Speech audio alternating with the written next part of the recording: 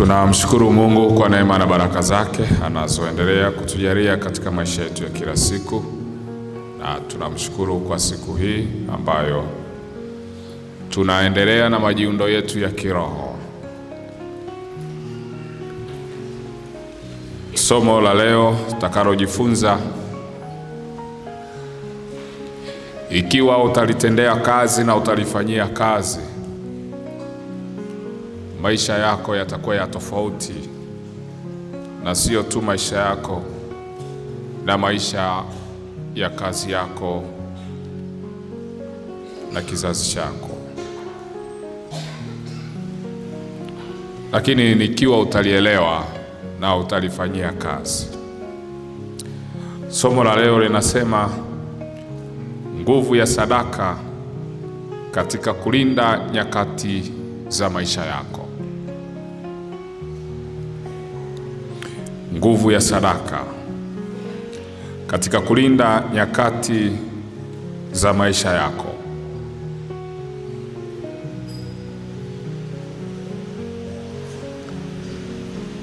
Ninaomba uandike pointi hii. Sadaka inashika nyakati zilizopo na zinazokuja. Hili usilisahau. Sadaka inashika nyakati zilizopo na zinazokuja.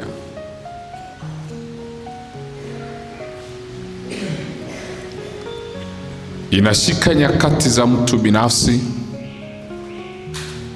inashika nyakati za kizazi, inashika nyakati za kiuchumi, inashika nyakati za kikazi, inashika nyakati za ndoa. Sadaka.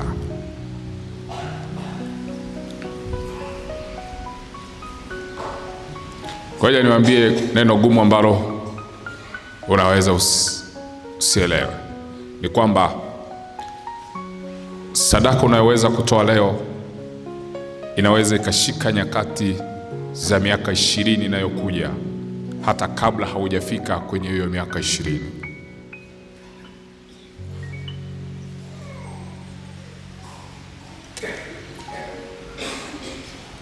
Sadaka unayotoa leo inaweza ikashika nyakati za mwaka 2070, hata kama hautakuwepo, lakini ikazungumza kwenye kizazi chako. Tutaongozwa na kitabu cha Kutoka sura ya 12 kuanzia aya ya kwanza. Kitabu cha Kutoka sura ya 12 kuanzia aya ya kwanza mpaka ile aya ya 6. Bwana akanena na Musa na Haruni katika nchi ya Misri, akawaambia, mwezi huu utakuwa mwanzo wa miezi kwenu. Mwezi huu utakuwa mwanzo wa miezi kwenu, utakuwa mwezi wa kwanza wa mwaka kwenu. Kwa nini anawaambia wana wa Israeli hivi? Ili uelewe hili anachomaanisha, lazima uelewe kwamba wana wa Israeli walikuwa wanatoka wapi. Ni kipindi ambacho wana wa Israeli wameruhusiwa kutoka kwenye nchi ya Misri, na sasa wanapoanza safari ya kwenda kwenye nchi ya ahadi, Mungu anawaambia kwamba mwezi huu utakuwa mwanzo wa miezi kwenu, lakini pia utakuwa mwezi wa kwanza wa mwaka kwenu. Sasa utajiuliza kwamba ina maana huko walikokuwa wanaishi walikuwa hawana miezi kwao, au walikuwa hawana miaka kwao? Sababu kuu ni moja. Wakati wana wa Israeli wakiwa wanaishi kwenye nchi ya Misri, walikuwa utumwani, walikuwa hawazalishi chochote kile kinachohusiana na maisha yao. Maana yake ni kwamba nyakati za maisha yao zilikuwa zimeshikiliwa. Tumsifu Yesu Kristo. Nyakati za maisha yao zilikuwa zimeshikiliwa. Ndio maana wanapotoka kuanza safari ya kwenda kwenye nchi ya ahadi, Mungu anawaambia kwamba huu ndio utakuwa mwanzo wa mwezi kwenu, na ndio utakuwa mwezi wa kwanza kwenu. Kwa nini? Ndio utakuwa mwezi wa kwanza na mwaka wa kwanza wa uhuru wa kufanya mambo yenu kwa kujitegemea. Huko nyuma mlikuwa mnafanya mambo kwa kuelekezwa, kwa kutumikishwa, kwamba mnatakiwa mfanye hiki, mfanye hiki, mfanye hiki, lakini sasa hivi mnaenda kuwa huru. Ndio maana Mungu anawaambia huu mwezi utakuwa mwanzo wa miezi kwenu na mwezi wa kwanza wa mwaka kwenu. Manake sasa mtakuwa huru kupanga mambo yenu, mtakuwa huru kujitawala, mtakuwa huru kujiongoza. Huko nyuma hayo maamuzi hamkuwahi kuwa nayo. Ndivyo ambavyo kuna baadhi ya familia ambazo nyakati za maisha yao zimefungwa kwenye nyanja mbalimbali. Hawana uhuru wa kuinuka kiuchumi, hawana uhuru wa kujitawala kielimu, hawana uhuru wa aina yoyote, lakini wanaonekana kwamba wanaishi. Unajua kuna aina ya watu ambao wanaishi, unawaona wanapumua, wanatembea, lakini vitu vilivyomo ndani ya maisha yao vimekufa. Uwezo wao umekufa, afya zao zimekufa, malengo yao yamekufa, lakini wanapumua.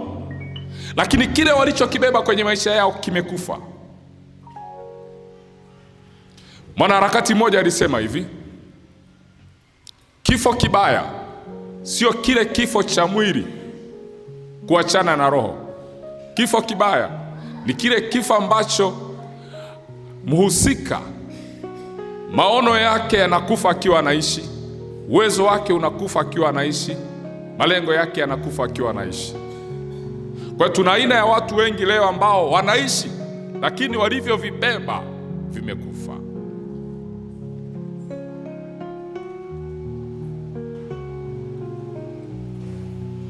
Sadaka inaweza ikashika nyakati za maisha yako. Hizo nyakati zikawa nyakati za baraka, au hizo nyakati zikawa nyakati za mateso. Adui anaweza akashika nyakati za maisha yako. Mtu anapokuambia kwamba tutaona utafika wapi, maana yake ni kwamba anaenda kushika nyakati za maisha yako. Mtu anapoenda kwa mganga wa kienyeji kuharibu maisha yako au kuharibu kazi yako, maana yake ni kwamba anaenda kuharibu nyakati za maisha yako.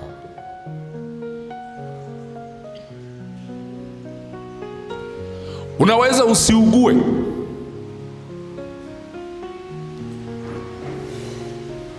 unaweza usiuguze,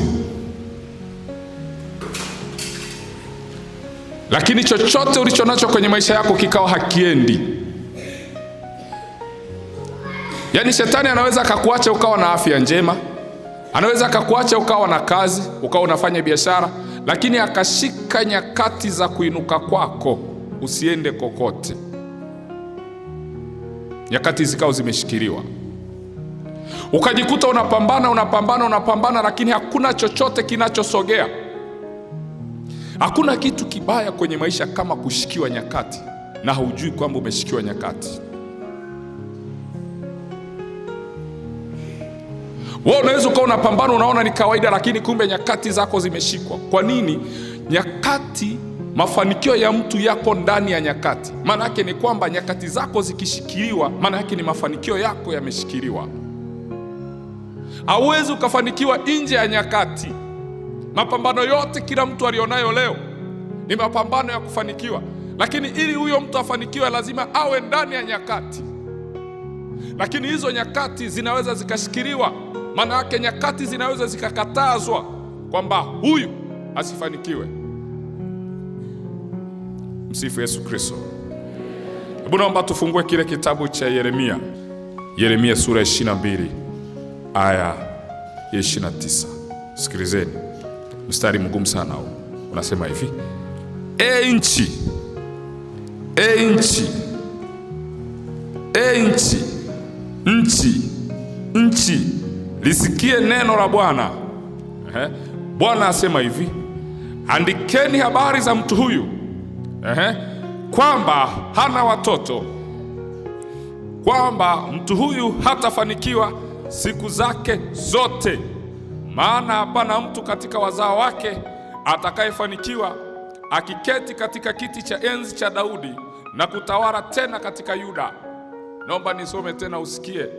Inasema hivi: nchi, nchi, nchi, lisikie neno la Bwana. Bwana asema hivi: andikeni habari za mtu huyu kwamba hana watoto. Tumsifu Yesu Kristo. Kwamba hana, sio kwamba hataolewa,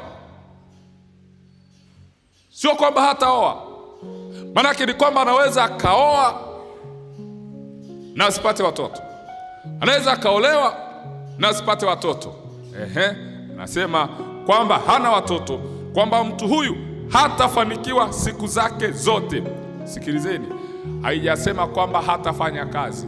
Kazi atafanya, biashara atafanya, malengo atakuwa nayo, lakini hatafanikiwa.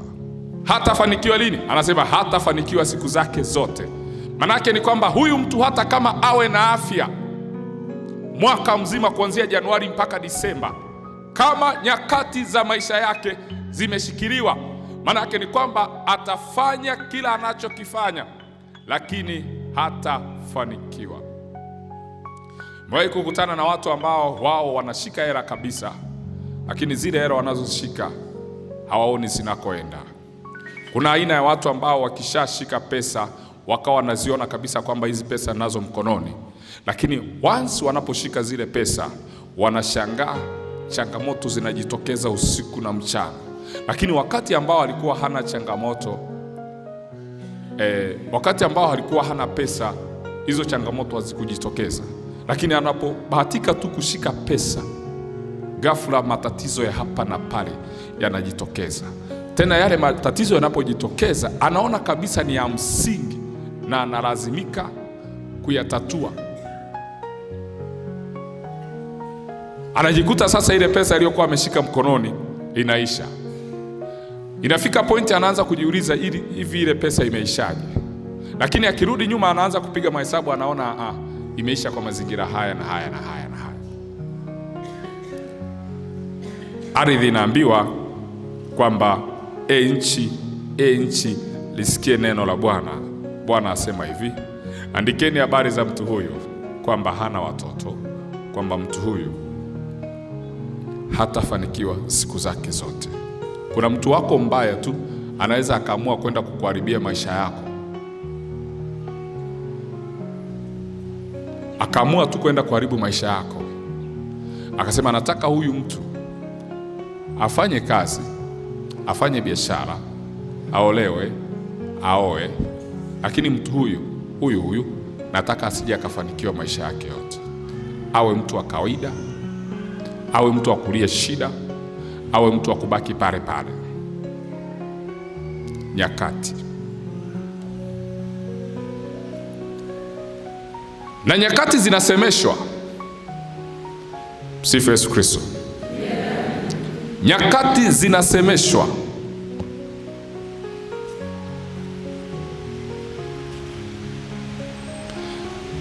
Kwa nini kile inapofika mwisho wa mwaka ajali nyingi huwa zinatokea?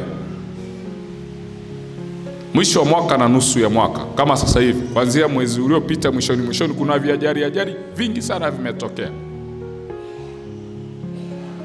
Vingi sana.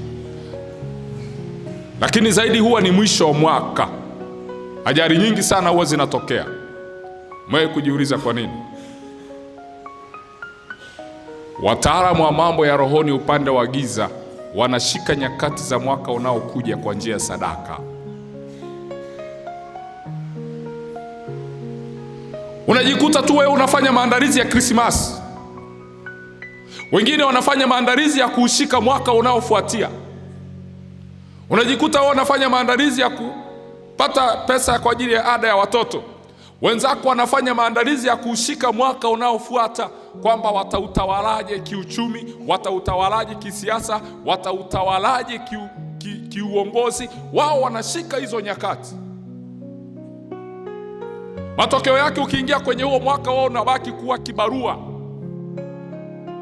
kwa ajili ya maisha ya watu wengine. Lakini wengine wameshawahi, wameshika nyakati za mwaka, wamezisemesha kwamba mwaka huu 2026 chochote nitakachokifanya nitafanikiwa. Fursa yoyote ya kiuchumi itakayotokea 2026 itakuwa ya kwangu. Wanashika fursa rohoni, wanashika uongozi rohoni, wanashika uchumi rohoni, wao umebaki tu na zubaa. Ukipewa bahasha ya kutoa sadaka kwa ajili ya mtoto Yesu tarehe 25, wengine mpaka leo mnazo nyumbani, mjawahi kurejesha. Na saa ingine hata ukirejesha unaweza ukajikuta umeweka jero, umeweka buku. Lakini kuna mtu huko ametoa kafara ya watu 20. Mtu aliyeua mtu ili afanikiwe hawezi akalingana na wewe ambao unakuja unatoa jero kanisani ili uweze kushika uchumi rohoni.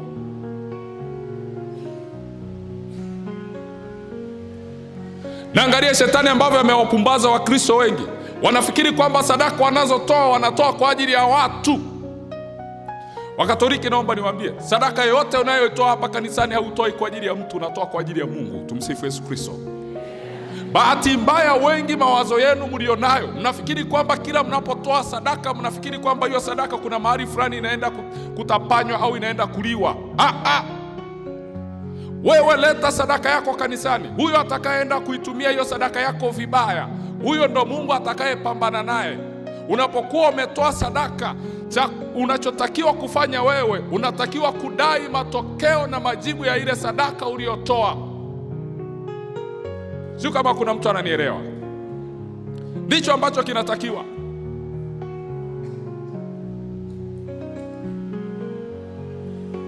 Angalia sasa, wengine ni Wakristo lakini nyakati za maisha yao kiuchumi zimeshikwa. Tuna watu ambao wanasali lakini ni maskini sana, wanalia shida kila siku, hawana tofauti na watu ambao hawasali. Sasa kama Mungu wako hana matokeo, utawaoneshaje watu kwamba Mungu wako ana nguvu? Yaani sasa hivi ukitaka utafute watu ambao ni maskini, watafute Wakristo. Lakini wana Mungu ambaye ni tajiri, wana Mungu ambaye ana kila kitu, wana Mungu ambaye ana mamlaka yote, ambaye angeweza kuwabariki. Lakini nakwambia, trust me, ukitaka utafute watu ambao ni maskini, wa kwanza, risi ya kwanza itakuja ni Wakristo. Mimi sijawahi kufika mahali nikakutana na muumini ananiambia, mwalimu, Mungu amenibariki sana, nina uwezo mkubwa sana. Mwalimu, mimi naendelea vizuri, mambo yangu yanaenda vizuri. Wengi nao kutana nao, anakwambia, mwalimu, na matatizo na shida. Paka unajiuliza, huyu si ametoka kwenye adhimisho la ibada ya misa takatifu?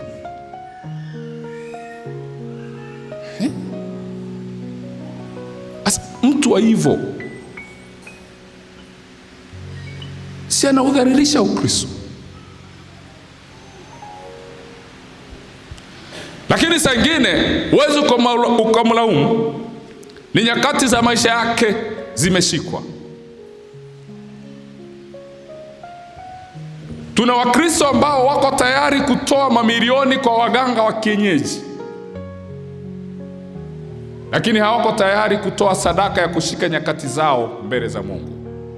Sasa sikiliza, kila unapoenda kutoa sadaka kwa mganga wa kienyeji, unaenda kukabidhi nyakati za maisha yako na nyakati za maisha ya kizazi chako kwenye ufalme wa giza. Manake unaenda kujitoa kwake, kwa shetani na ufalme wake, kwamba mimi na watoto wangu nimekuja kwako. Ndio maana mganga akikwambia toa chochote unatoa. Ole wako paroko akwambie, utasikia moyoni unasema, hao mapadri wa siku hizi wanapenda hela sana.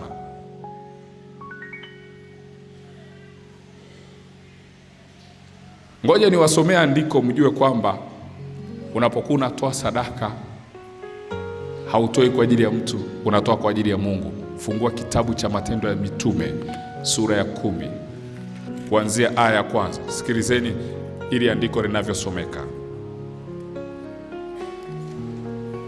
Palikuwa na mtu Kaisaria, jina lake Kornelio, akida wa kikosi kilichoitwa Kiitalia, mtu mtaua, mchaji wa Mungu, yeye na nyumba yake yote.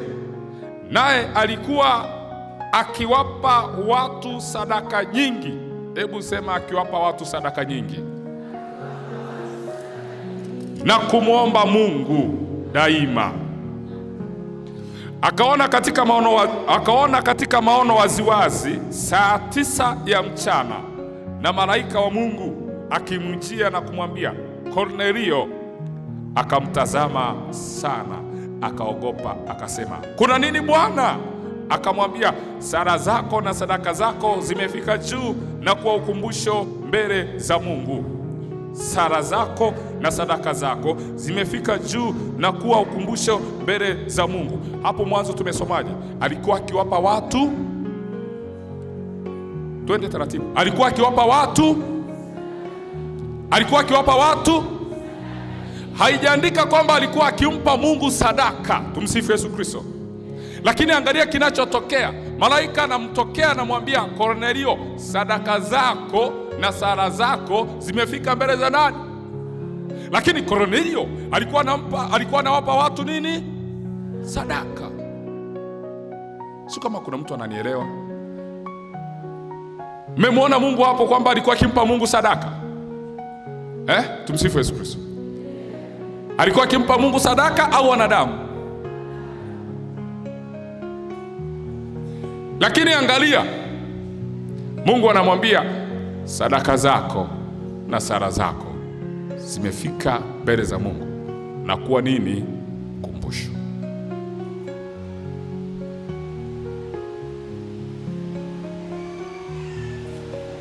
Kumbe sadaka yote unayotoa haumpi mtu,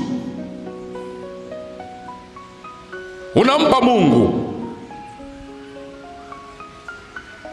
Sasa sadaka inashikaje nyakati za mtu?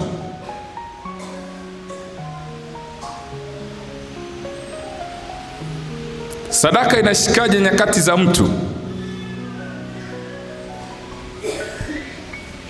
Sadaka inashika nyakati za mtu kwa kumlinda huyo mtu na nguvu za giza.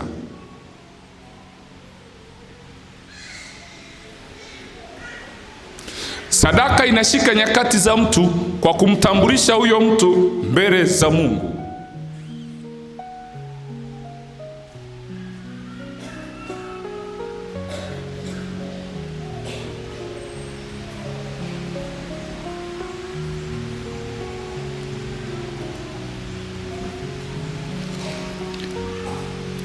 Wakristo, ngoja niwaulize,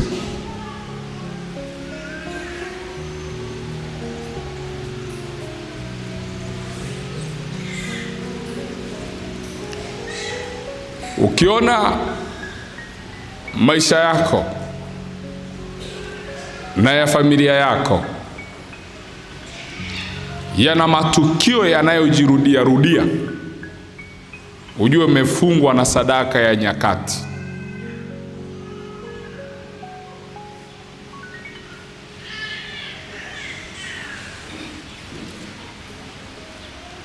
Na sadaka huwa ni agano. Ni agano. Unapotoa sadaka unaagana na Mungu. Mungu mimi alinifundisha kitu fulani mwaka juzi.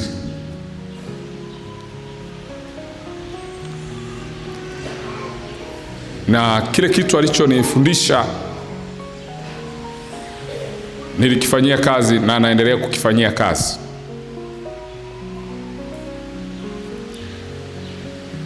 Aliniambia, shika sadaka, shika nyakati za maisha yako kwa njia ya sadaka. Kwa hiyo nikajikuta kuanzia mwaka huo wa 2024 nilianza kuombea mwaka 2024, 25, 26 mpaka mwaka 2043.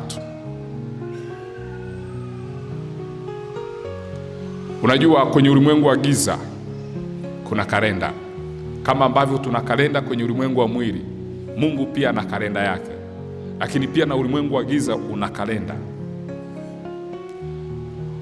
Ulimwengu wa giza ukikuwekea kalenda, unaweza ukakuwekea kalenda kwenye mwaka fulani kwamba huyu mtu tumwache afanye biashara sasa hivi, tumwache apate kazi, tumwache aolewe, tumwache azae, tumwache afunge ndoa. Lakini ukawekewa kalenda, kwa mfano sasa hivi ni mwaka 2026. Ulimwengu wa giza unaweza ukakuwekea kalenda kwamba itakapofika mwaka 2030 huyu mtu afukuzwe kazi. Lakini kabla ya mwaka 2030 ukajikuta hapa katikati mambo yako yanaenda kabisa. Lakini inapofika 2030, ile kalenda uliowekewa aramu inalia. Zile nguvu za giza zinasema tulimwekea huyu mtu kalenda, ifikapo mwaka 2030 labda afiwe na mtoto au afukuzwe kazi au ndoa yake ivunjike au afilisike. Lakini kabla hizo nyakati kufika, unajikuta unaona tu mambo yanaenda vizuri. Ndio maana sasa unaweza ukauanza mwaka vizuri, lakini ukafika katikati mambo yakaharibika sana. Lakini ulivyoanza mwaka ulianza vizuri kabisa na ulikuwa unajua kabisa mambo yako yataenda vizuri, lakini hapo katikati kila kitu kikaharibika. Ukajikuta mbona nimeanza mwaka vizuri, nini hiki ambacho kimetokea? Kumbe ulikuwa umetegwa kamtego rohoni. Na bahati mbaya ya Wakristo wengi ni kwamba mambo yao yanapokuwa yanaenda vizuri, wao hawakumbuki kuwa karibu na Mungu. Bisheni, wengi mliokuja humu mmekuja kusali na kuomba mbele ya Yesu Ekaristi kwa sababu mna mashida kwenye afya zenu, mna mashida kwenye ndoa zenu, mna mashida kwenye eneo la uchumi. Bisha.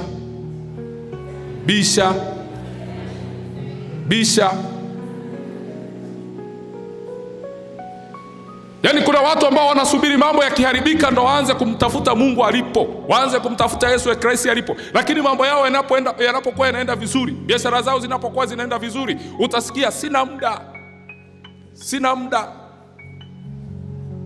natoka kazini kwa kuchelewa, kwenye biashara niko peke yangu. Lakini siku ndoa ikifika hapa, unafunga hiyo biashara, unakimbia kwenda kwa Yesu Ekaristi kwamba Yesu Ekaristi nisaidie. Siku umefukuzwa kazi, unaona vita imeinuka kazini, utaona unavyoomba hata ruhusa kwa kudanganya, unaenda kanisani kwamba unakuja kulia mbele ya Yesu Ekaristi kwamba Yesu nisaidie, Yesu nisaidie. Lakini ulipokuwa na uzima haukukumbuka. Bisheni wanadamu, bisheni wa Katoliki. Leo ni lini? Alhamisi. Huwa mnakusanyika hivi kila Alhamisi? Huwa mnakusanyika hivi kila Alhamisi?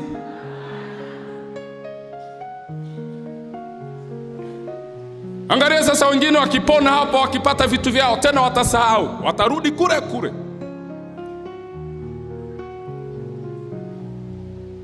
Ndio maana wakati mwingine Mungu anaangalia unapokuwa unaomba, anajua kabisa huyu nikimjibu sasa hivi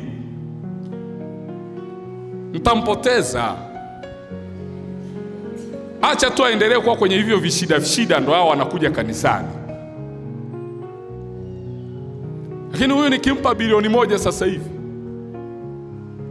kama ni mwanaume ataongeza mwanamke wa pili, uwe na bilioni 1 tena hapa Kasulu. Unaweza ukawa watu unafunguliwa mlango wa gari. Sasa hivi unafungua peke yako, uzipate hizo bilioni 1. Nafunguliwa mlango wa gari.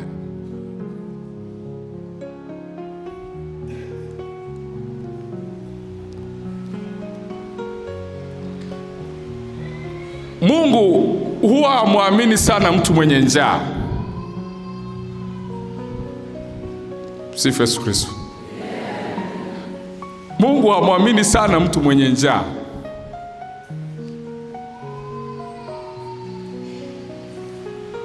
Sio tu njaa ya chakula, njaa ya mafanikio, njaa ya utulivu, njaa ya amani. Akipiga picha akaangalia kwamba huyu njaa alionayo anataka tu afunge ndoa, akifunga ndoa hataonekana kanisani.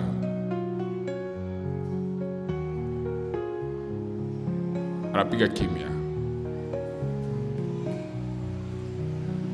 Tumtafute Mungu wakati ambao tuna maisha mazuri, ili ule wakati ambao mambo yakiwa yanaenda ovyo ovyo, tumkumbushe Mungu kwamba Mungu, kumbuka, usijisahaulishe, kumbuka. Lakini leo nani hapa na ujasiri wa kumhoji Yesu Ekaristi kwamba kwa nini umeniacha? Lakini kuna Wakristo ambao wanaoishi maisha ya uadilifu, wakipita kwenye nyakati ngumu wala hawaombi, wanaenda mbele ya Yesu Ekaristi, wanamwambia Yesu, haunitendei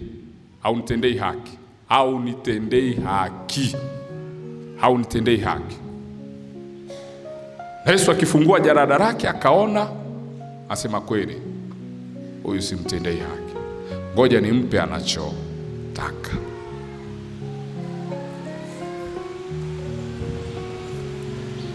Sasa jambo ambalo nataka nikuchokoze, ninakuomba upige picha nyakati za maisha yako. Ni wapi zimekwama? Zimekwama wapi? Kuna mahali zinaweza zikawa zimeshikiliwa.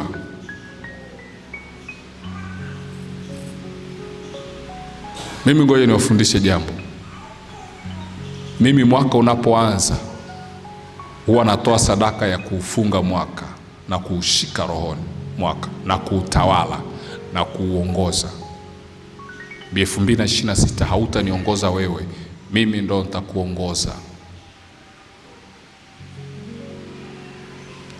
Hivi unajua mwaka nilidude fulani hivi ambalo ndani yake watu wabaya wako wanaweza akakutegea mitego ndani ya mwaka, ukategewa tu mitego ya rohoni. Kwa nini watu wa Mungu? Chochote chenye jina huwa kinaisikia. Chochote chenye jina huwa kinasikia rohoni na mwilini. Ndio maana wewe nikiita jina ambalo sio la kwako hapa hautaitika. Nikiita jina lako utaitika. Hata kwenye vitu ni hivyo hivyo.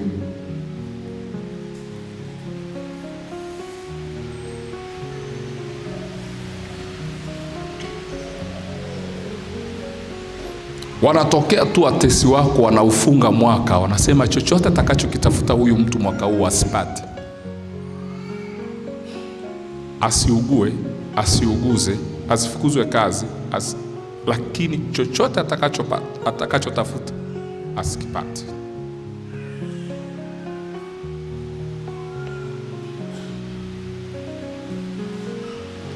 Mwaka unasemeshwa, alafu anatoa sadaka.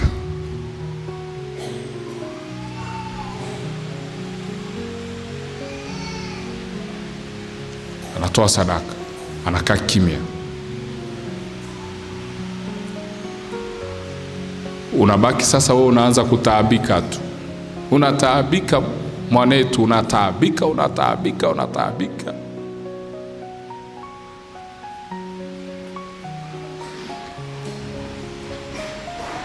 Kuna salamu ambayo mimi huwa siipendi. Unampigia mtu simu, mnasalimiana vizuri, alafu anakuuliza kwamba za mihangaiko. Mimi sihangaiki. Sifa Yesu Kristo. Mimi nafanya kazi, sihangaiki. Lakini ukimpigia mtu simu utasikia nahangaika, na kweli ukiangalia maisha yake ni ya mahangaiko. Hangaikeni nyie, mimi sihangaiki. Mimi nafanya kazi. Asa ndio hivyo, unaweza ukatolewa sadaka ya kuhangaika. Kila unachofanyaga kwenye maisha yako wewe ukipatagi kwa urahisi ni kuhangaika tu. Alafu naomba tusikariri kwamba sio kila mtu aliyefanikiwa ameteseka. Msikariri. Msifu Yesu Kristo. Kuna watu wengine wana neema ya Mungu, wana kibali cha Mungu, kila wanachoshika kinaenda, kila wanachogusa kinaenda. Hawatumii nguvu, wana favor, wana neema. akigusa tu biashara ni mteremko. Akiajiriwa kwenye ofisi fulani, vyeo vinapanda tu kila siku. Ana neema. Tunatofautiana neema. Tumsifu Yesu Kristo. Sasa wewe kama hela zako unazipata kwa kuhangaika, usiwafundishe tu na wengine kwamba na nyinyi mtahangaikaga tu kupata hela zenu. Kuna wengine wana neema. Mwambie jirani yako neema.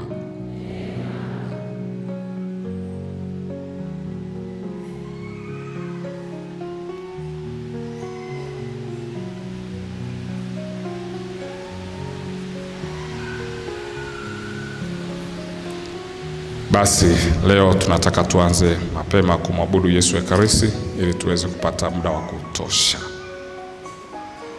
Kwa hiyo ninaomba tujiandae kumwabudu Yesu Ekaristi. Leo tutakuwa na maombi ya aina mbili au yenye vipengele viwili. Tutaomba kwa ajili ya magonjwa, lakini tutaomba pia kwa ajili ya nyakati zilizovurugwa au nyakati zilizoshikiliwa